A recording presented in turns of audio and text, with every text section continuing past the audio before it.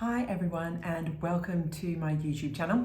Today we are talking cash flow forecasts, which does not even remotely sound sexy, but it is something that's really useful if you are able to do it in your arsenal of how to manage your business's cash flow.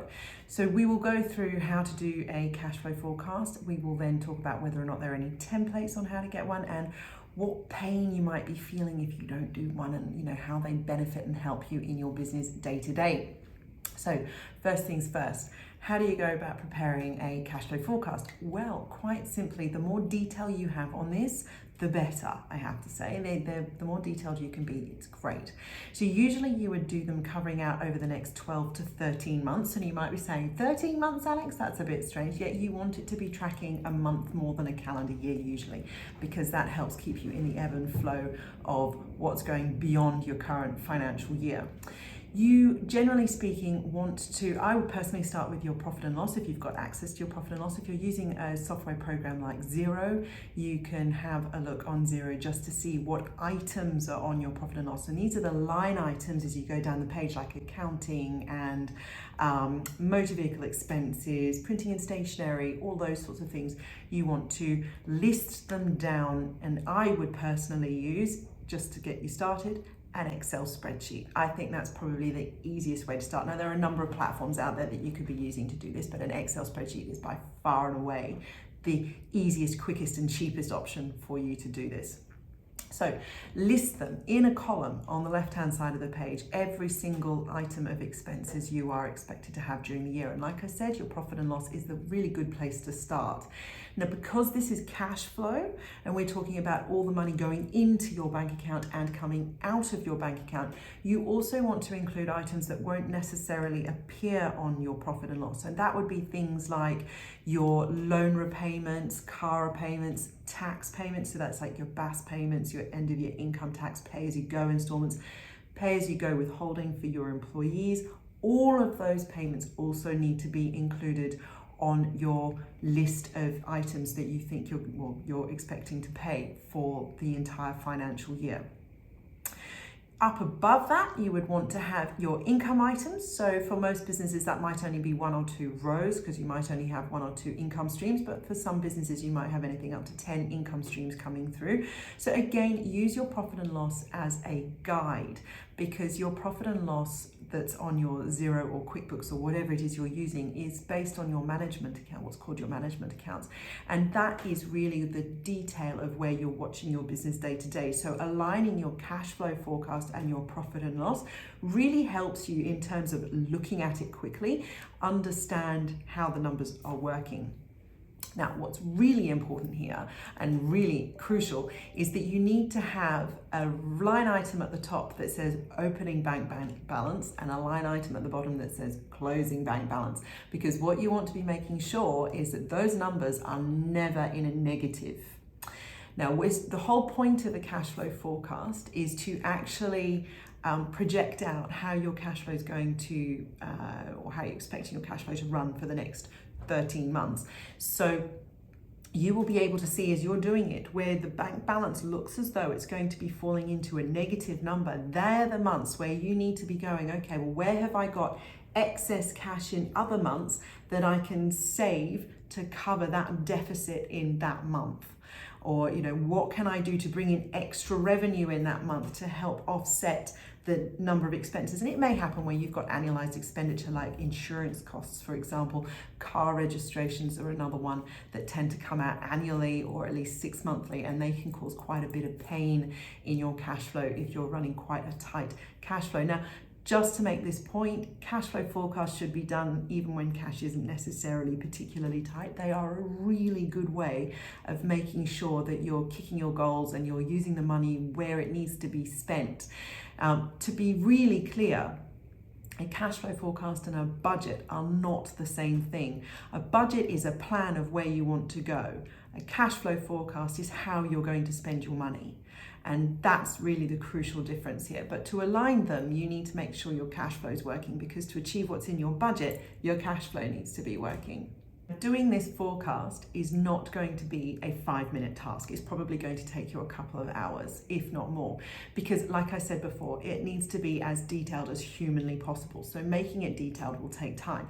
you will not necessarily know for certain the exact cost. So for example, we go back to our insurance or car registration and things like that. You don't, generally speaking, don't know the cost of that until you actually get the invoice handed to you on a plate.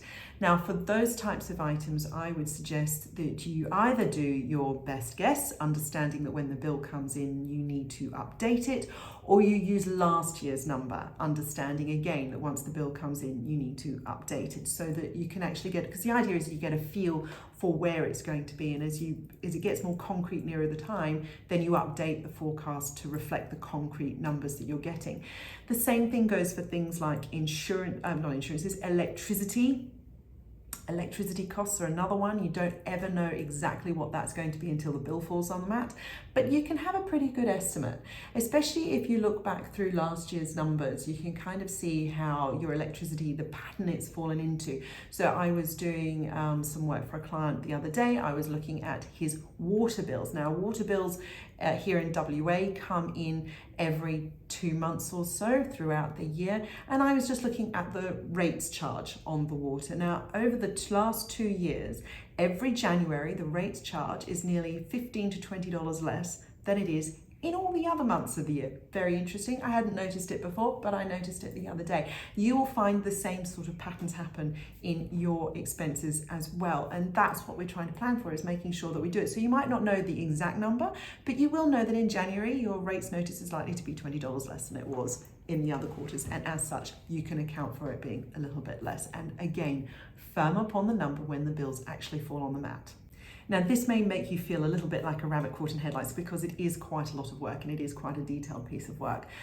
But try not to get too stressy about the cash flow forecast itself. What you need to remind yourself is what the pain is of not doing the cash flow forecast. So that is, we're talking about things like sleepless nights, never knowing when the cash is going to come in, working extra hours because you can't pay the bills or you're worried about paying the bills. Doing all of those things, that's really important that you actually manage it and do the cash flow forecast to manage the stress of not doing the cash flow forecast. Now, are there any templates out there that you can use to actually do your cash flow forecast? And the answer is yes. If you look hard enough, there's always a template.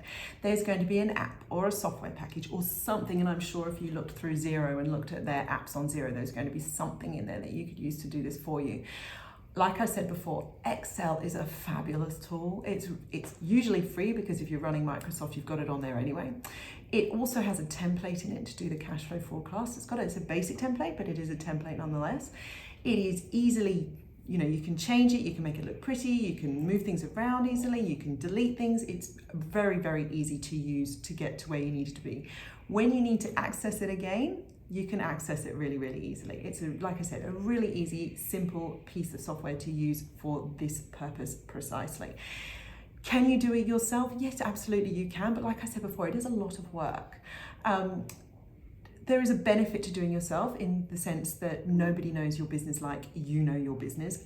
But there's also a benefit in outsourcing it to someone like myself or your accountant to do it as well, because we work a lot with people in industry and we get a lot of experience and knowledge around the broader industry. So we can help you to ask the right questions and make sure that all the information is included, but also to make sure that we're thinking of things that you might not think of, or to kind of assess it against the broader industry to make sure that things are tracking along as they could be. Are your assumptions reasonable?